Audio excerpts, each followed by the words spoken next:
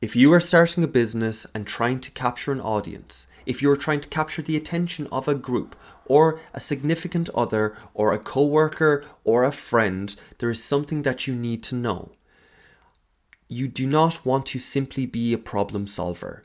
Yes, you want to recognize that there are problems and maybe someone's not aware and you can bring their level of awareness up.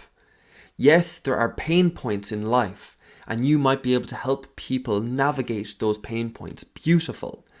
But if you are looking to be the logical choice, if you are looking to be the logical decision to help them navigate, you will not thrive in life. You will survive, you will be of use, you will be of service, but you will not thrive. All of your big companies have a big story. They have some brand that people buy into, and even though the substance, the material might not be different than their competitors, the brand is what people buy into. And it is the same with anything, not just for business, but for friends and intimacy and for co-workers. You want to be able to grab people's imagination. Now, how you do that isn't by simply solving the problem. You have to be a bit prophetic. You have to reach into the future. You have to try to capture a wave that you are riding. You've tried and capture something big and you're trying to ask them to shape themselves so that they can also catch this too, that they can also reach into life as you are reaching. Now, what I'm on about, of course, is virtues. These are the fragments of God. These are the fragments, the things that shine forth, that draw us forward. But yes, you've heard me say this before, so let's give an actual example. There are many businesses starting with fitness. And yes, fitness is great. It's good for your health. It fixes a few problems. And yes, people can focus on different techniques and how that works. Yes.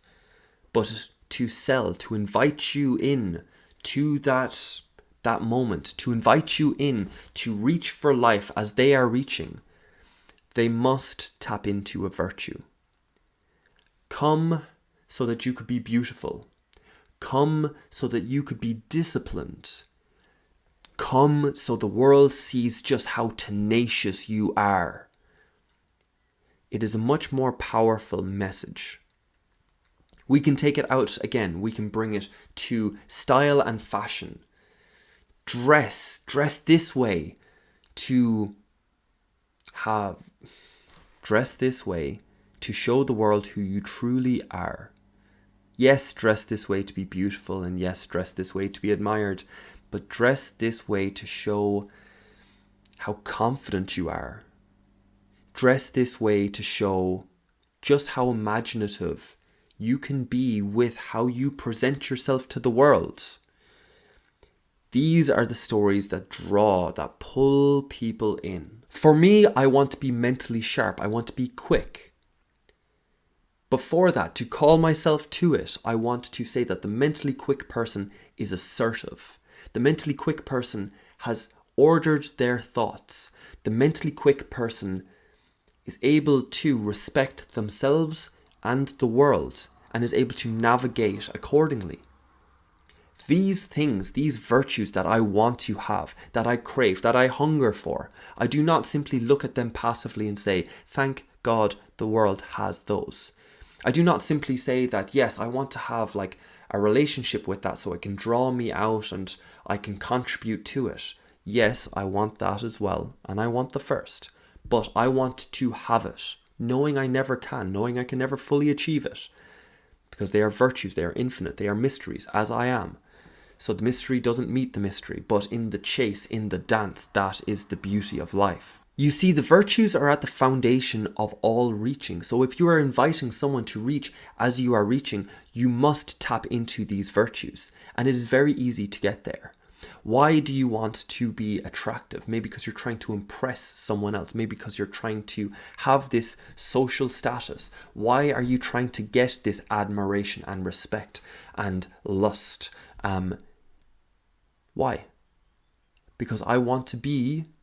Finish the sentence. I want to be seen as beautiful. I want to be seen as tenacious. I want to be seen as authentic. I want to be seen. These words will come up. These virtues are the fundamental driving forces that call us forward. And the beautiful thing here and the powerful thing here is that all of these virtues mix together. If I dare to reach for them, then I must have the courage to change. If I dare to reach for them, I must be authentic and honest with who I am and where I am at the moment and where I want to get to. If I dare to reach, I want the wisdom not to fool myself, not to bullshit, not to pretend. If I dare to reach, I must be truthful. I must truly engage with reality, otherwise it is a fantasy.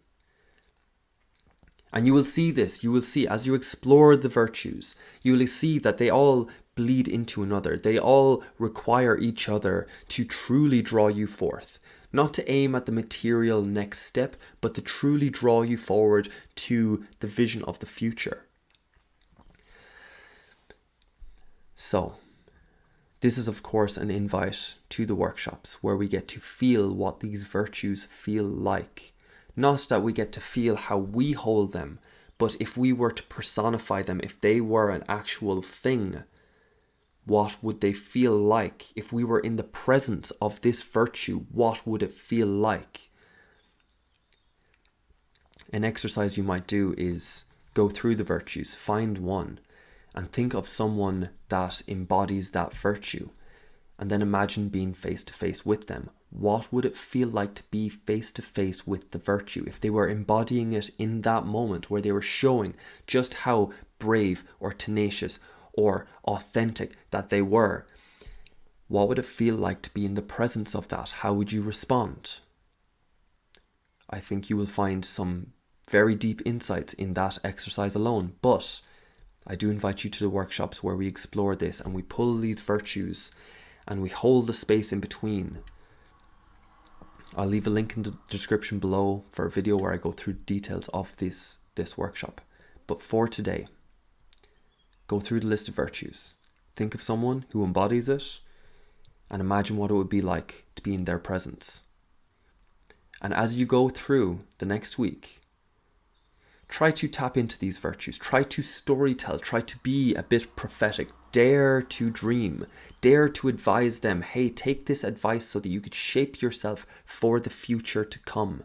You will want to be beautiful because beauty will be important. You will want to be honest because reputation, respect, dignity will be important. You will want to be honest with yourself.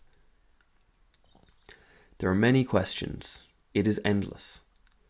But that does not mean that it is not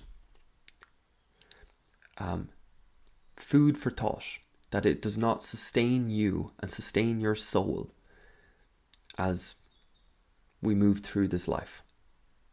So I hope you've had a great week. I hope you're looking forward to the week to come. And I will see you in the next one. Bye, guys.